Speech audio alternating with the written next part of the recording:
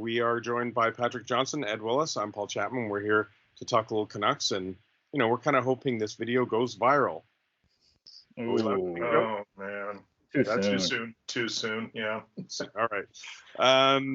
If this wasn't remotely done, maybe we could edit that out. But let's just as we've done through this whole season, guys, we've been talking about all these Canucks at 50 stories, and we're in the current decade right now that we're doing. Right. Like some of the things that we've seen, it has blown me away. And of course, we were talking about the Pavel Bure jersey retirement. We have one coming up early next week on Torts and the hallway, the fight with Bob Hartley. That was 6 years ago. Like, isn't that crazy? Like, much like our theme through any of these, Ed, we've talked about it all along. What a crazy, every decade seems to follow this pattern of giant peaks and valleys. There's no 10-year consistency. Yeah, and again, I think it's really unfortunate there isn't a wider appreciation for just how goofy Canucks history is, and the characters and the events that have shaped it over time and continue to shape it. And it's, something you're dimly aware of. And, like I've been at it for over 20 years now. So, oh, yeah, that really did happen. Oh, I forgot about that one. Oh, yeah, there's that. I mean, it's funny. Toronto likes to kind of play the same card, but I just don't think they're in our territory when you consider the width and breadth, and like I said, all the characters involved. And we are talking about the very recent past right now, or things that have happened within the last 5 or 6 years. And we're just sort of opening that. And I think this 5 or 6 year period really stands in comparison with any of the great goofy periods in Canucks history. Yeah, Patrick, we start this decade when we were looking at it of the Canucks being in the Stanley Cup final, being one game away, losing to the Kings in the next round when they were still the President's Trophy. So again, from that peak to Torts and 5 years with no playoffs. And now, you hope with the players that they've got, Pettersson, Hughes, etc., that they look like they're trending to get back up. So, I mean, when you look back, what are the biggest stories of this decade for you? Well, I think you've kind of already nailed them, but I mean, obviously the missing the Stanley Cup again, probably the best team we've ever seen in this town, and then just sort of the way it kind of petered out, and the sort of obviously all the sort of, I mean, I think from our end, the stories we love talking about in terms of the behind the scenes drama that perhaps was part of that, Torts obviously, and what a strange season that was. A team that in many ways probably should have been in the playoffs anyway, but, ran into injury trouble, partly because of the coach's style. Obviously, the return of Trevor Linden was a big deal, and then the departure of Trevor Linden was a big deal. And, I mean, the sort of backing into a rebuild that they never wanted to say, but, finally kind of figured it out, got some scouting sorted out, found two fantastic players that, as you said, are hopes for the future, kind of building into what comes next. And as you said, they're also that period where they wouldn't admit they were rebuilding, and they just never made the playoffs. It is a decade that I think had everything. If you're looking to describe the totality of history of Canucks hockey fan, there is an incredible amount of heartbreak and frustration and, unfortunately, losing. Yeah. And if you look at this team, and what's fascinating to me is as you go back and we look at these moments, a lot of it has been, whether it's franchise players coming in or being moved out, demanding out, jersey retirements, and finally honoring some of the greats that we've talked about, the Sedins, obviously, Pavel Bure, Trevor Linden. Do you think they have a couple of players now that 10, 15 years from now will be in that conversation of top 5, top 6 players in history? Yeah, top 5, top 6, I don't know about. But this, and this is the genius of the Canucks.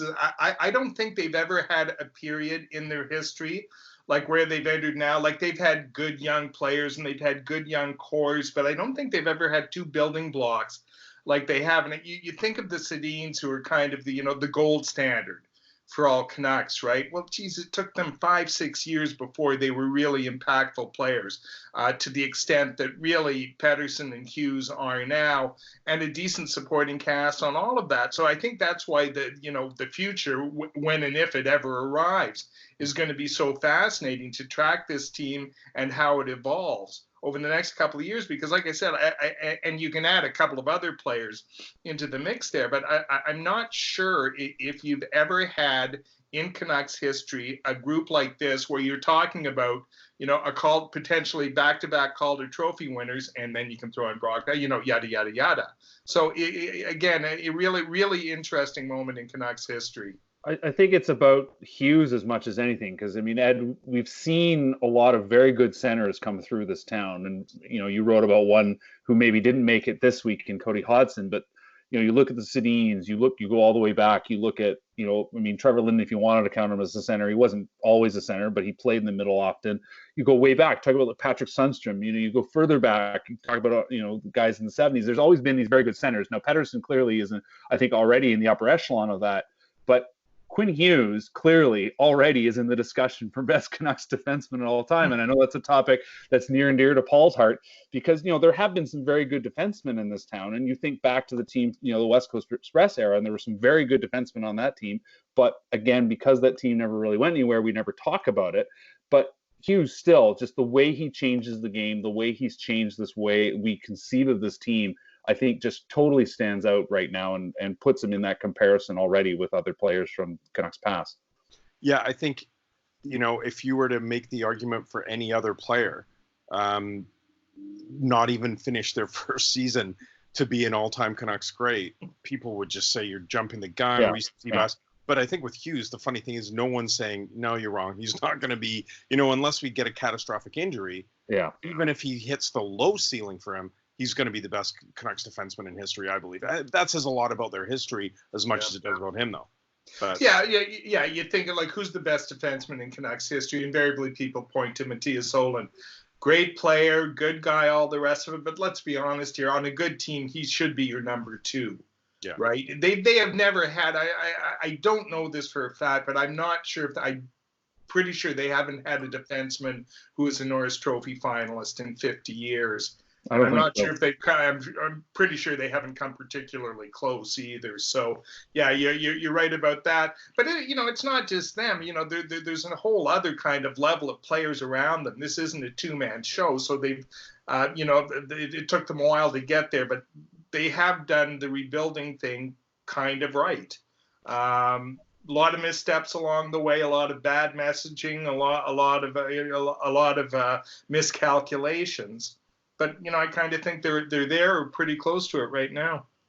Okay, last thing before we go, as I went through and I'm examining the things that happened from 2011 until now, how the hell was John Tortorella only here for 1 year? Because isn't that the great? Well, it was when Patrick was talking there, and the astonishing thing to me is 2011, 2012, they're a President's Cup team.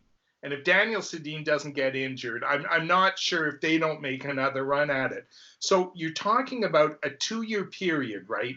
From the end of the 11-12 season to the Deutsch year, it was just like self-immolation. It just, the whole thing just blew up in their faces, and they entered this, with the exception of the 1 year, but they just entered this prolonged period of incompetence and 28th place finishes, and it just happened in the snap of the finger. It looked like they should have been inured against that, but no, these are the Canucks, and you can never get too comfortable with where they are. I mean, you look at the San Jose Sharks, who we thought, at some point we're going to crash out, and yet they had this long, slow. I mean, they're terrible now, but they had this long, slow decline, and then had a couple bumps up. I mean, the Canucks didn't even do that. They just completely, utterly fell apart. They do. That's been the tenure of this whole series. Is these magnificent peaks and valleys all the way through. I just think it's the franchise unlike any other that I can think of that's just done things the way they've done them. Gents, thanks for joining us. I think we'll leave it there and remind people to keep watching. We'll endeavor to do these as often as we can to try and take your mind off the other garbage that's going on.